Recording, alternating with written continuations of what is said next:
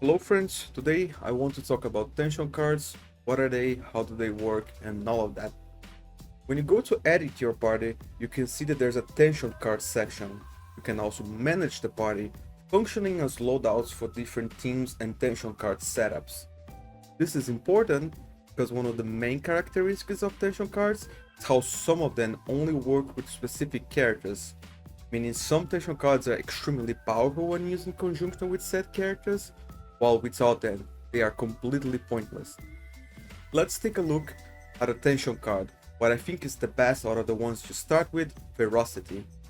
The tension needed indicates what phase is necessary for the effects of this tension card to activate, which is the increased damage multiplier and the one-time combat revive.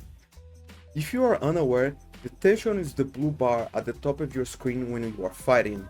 It also represents what ultimates you can use, meaning stacking a bunch of cards that require EX phase and then spamming level 2 ultimates makes the cards pointless. The effect target refers to what is necessary to activate the card itself. Usually the tension phase itself is the requirement when you compare to something like Ace Vision. Even though it says it requires 2 bars of tension to activate, it also has an effect target of special condition, meaning its effect is activated once you perform a perfect evasion.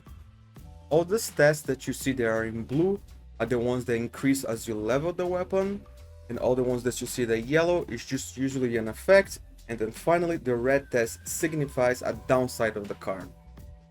Generally speaking, I believe EX special cards are a bit of an overkill. The level 2 ultimates usually do quite a bit of damage and are generally spammable. I mean, you rarely see EX tension unless you're directly aiming for it, and basically you never see them while grinding smaller mobs.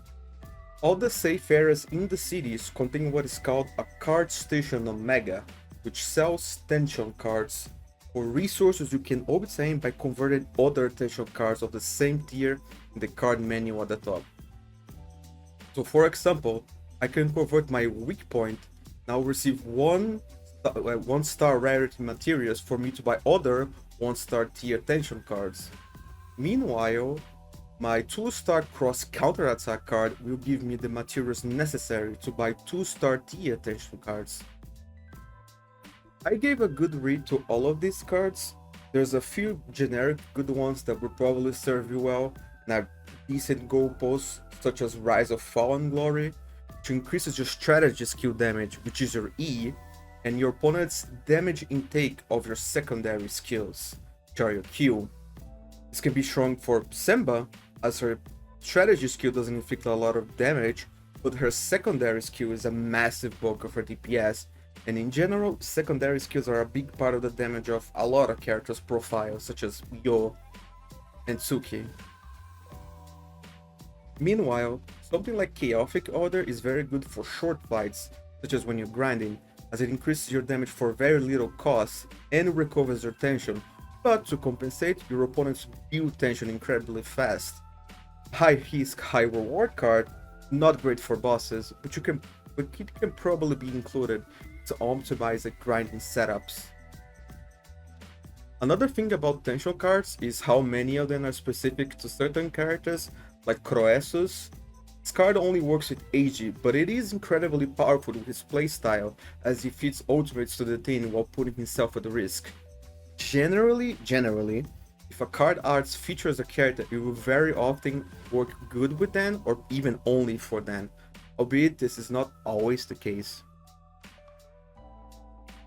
To that end, for example, the current banner tension card for Semba is quite strong, and it does make sense that it requires an EX phase, as her ultimate is a 3-bar EX only ultimate, meaning on its own it requires a EX phase to be cast regardless. With that said, Semba's ultimate is not the most damaging in the game, and is more for top-off healing for an incredibly difficult fight, which her base kit does more than fine enough already. So say that you want to spend some money in the game, I would actually recommend you to first and foremost buy the Battle Pass. This tension card is incredible, helps her healing even more, much like her banned tension card. increases the chain attack damage of the next member, increasing their support points. It is also, of course, always activated, basically always activated, because it requires phase 1. So it's generally cheaper and a better option than either Semba's signature. To conclude, while tension cards are powerful and do add a nice amount of bonus for a coherent strategy, they are not game-breakingly powerful, at least so far. The system is pretty open-ended, however, so extensive combos can be found later on. But for now, I'd say focus on saving your resources for future characters and just buying cards from the card shop Omega, which makes sense for your build. That is all. Thanks for watching.